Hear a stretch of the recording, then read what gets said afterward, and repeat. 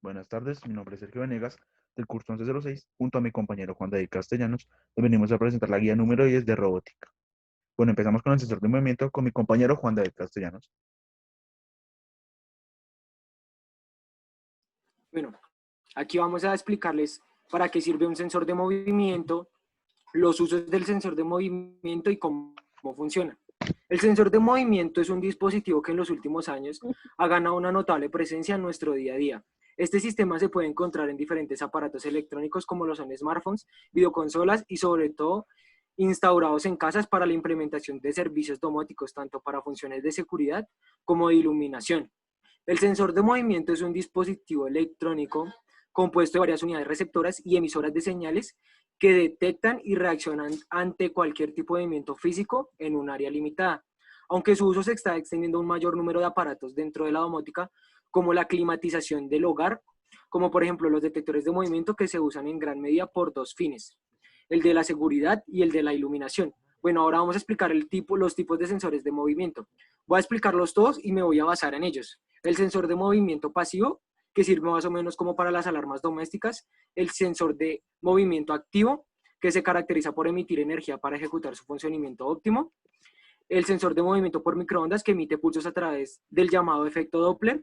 El sensor de movimiento por ultrasonidos, que su funcionamiento es similar al de las microondas. El sensor de movimiento por vibración, que detecta la vibración de una superficie. El sensor de movimiento reflexivo, que emite en unas de luz LED que une el dispositivo emisor con un receptor. El sensor de movimiento dual, que se trata de sensores de movimientos que combinan receptores pasivos y activos.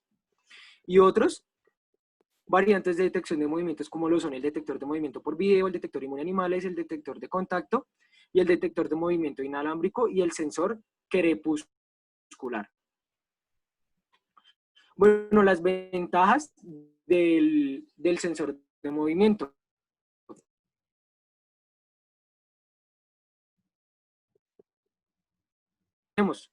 Como le hemos comentado anteriormente, el uso extendido de estos detectores presencia la mayoría de las alarmas. Otro de ellos es el ahorro de energía eléctrica. La economía de ellos, al que es el factor económico, siempre es motivo muy importante para nosotros, ya que son muy económicos, y tener nuestra tranquilidad de que nuestro hogar va a estar muy seguro. Bueno, como podemos ver en la diapositiva, el sensor de movimiento es un sensor BCC que maneja el Arduino 5 voltios. El Arduino siempre va a manejar 5 voltios o 9 voltios. Este modelo de sensor maneja 3.3 voltios. La salida del sensor maneja 3.3 también. El Arduino D4 sensor GND y el Arduino también es GND, entonces no tenemos ninguno de que se puedan repeler.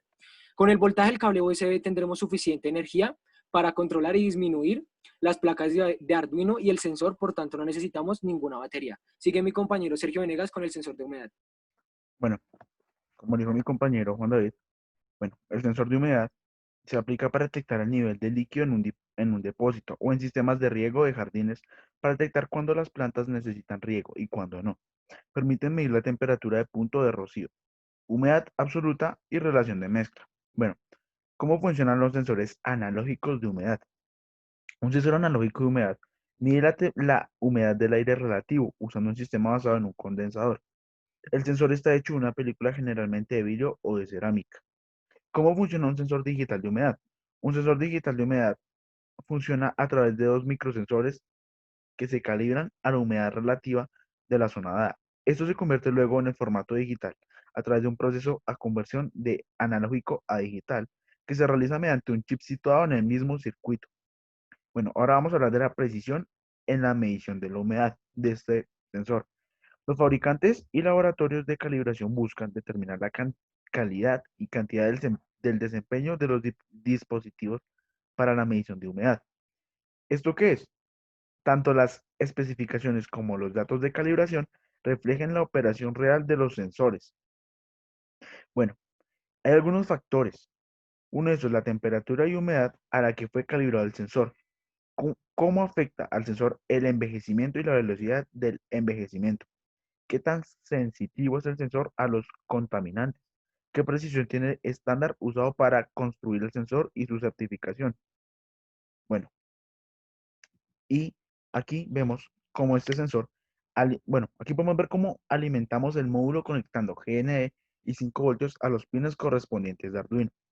Ahora sí, queremos usar la lectura analógica, conectamos la salida a cero a una de las entradas analógicas de la placa de Arduino. Bueno, vamos con el sensor de temperatura y va mi compañero Juan David Castellano. Bueno, aquí vamos a explicar qué es el sensor de temperatura y mi compañero Sergio Venegas va a explicar los tipos de sensores de temperatura que hay. Bueno, un sensor de temperatura es un sistema que detecta variaciones en la temperatura del aire o del agua y las transforma en una señal eléctrica que llega hasta un sistema electrónico. Esta señal conlleva determinados cambios en este sistema electrónico para la regulación de una sana temperatura. Para un ejemplar y tener muy buena temperatura en el sensor podemos encontrar varios conceptos o derivados de ellos. Bueno, para también hablar del sensor de temperatura tenemos que hablar de la energía cinética, ya que la energía está asociada al movimiento de partículas del aire, bien sea en vibraciones, a medida que aumenta este movimiento, aumenta también la energía cinética, por lo que el objeto en este caso del aire se encuentra más caliente y por lo tanto su temperatura es mayor.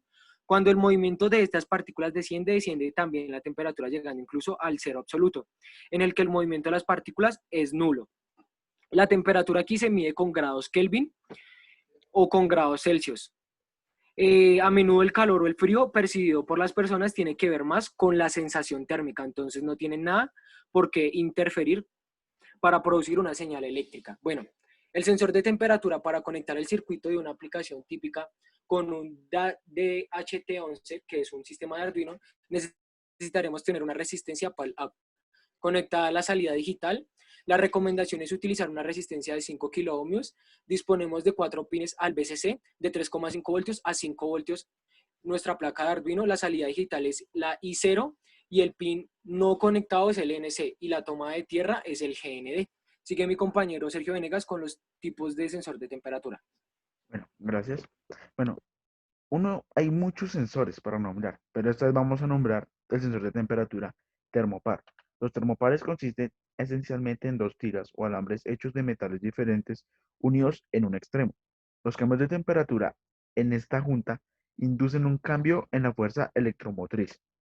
Otro sensor sería el sensor de temperatura por resistencia, RTD. Los dispositivos termométricos de resistencia aprovechan el hecho de que la resistencia eléctrica de un material cambia al cambiar su temperatura. Dos tipos de sensores de temperatura clave son los dispositivos metálicos, normalmente conocidos como el RTD, y los termistores. Bueno, y por último hablaremos del sensor de temperatura bimetálico. Los dispositivos bimetálicos aprovechan la diferencia en la tasa de dilatación térmica entre diferentes metales, el cual se unen entre sí tiras o dos metales. Cuando estos se calientan, un lado se dilatará más que el otro y la curvatura resultante se traduce en una lectura de temperatura mediante una articulación mecánica o un apuntador. Bueno, sigue el sistema de apertura y cierre automático de las puertas de mi ingreso a la vivienda. Este dará un pequeño resumen mi compañero Juan David. Bueno, cabe aclarar que en las imágenes anteriores que hemos visto, hemos tenido que utilizar la aplicación de Tinkercad. Para aquí, la imagen que podemos observar aquí es el sistema de apertura y cierre automático de las puertas de ingreso de nuestra vivienda o de nuestro diseño de la vivienda. Para esto tuvimos que tener un sensor detector de apertura de puertas, que es el que podemos ver en el sistema de arriba y en el sistema de abajo para ver la lectura de la contraseña. Que podemos encontrar también que necesitamos un tamaño compacto y estilizado para que pueda ser compacto y pequeño a la hora de ingresar. El LED verde y rojo es para identificar si la contraseña es correcta o incorrecta.